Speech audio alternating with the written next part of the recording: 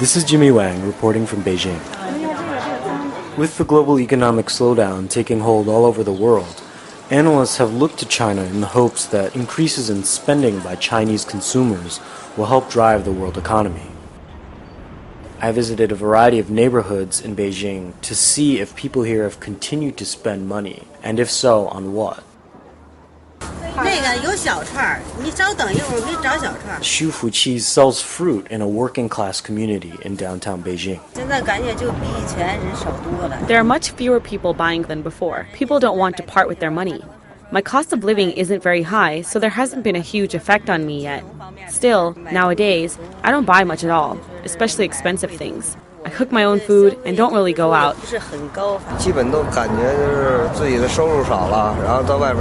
number of hours I work has been cut, so my salary isn't as high as it was before. I work in an assembly line in a car manufacturing plant. I've talked about this financial crisis with my friends. We all feel our income is too low and things are unaffordable. I find it unacceptable. While working-class Chinese and migrant workers are tightening their belts, the newly minted middle class continues to spend on low-ticket items such as clothing and food. At a mall nearby, a trendy coffee shop charging as much as $6 for a cup of coffee was full of people. I've lost about a third of the money I had in real estate and stocks, but it's all on paper.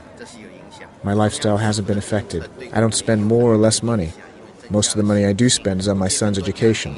Like most Chinese households, we spend about 50% of our income paying for my son's tuition and schooling fees. The younger generation is definitely different. They tend to use more credit cards and don't save quite as much. I think amongst elder Chinese, there's a proclivity to save because we have to have enough money to take care of our parents and any problems that might arise.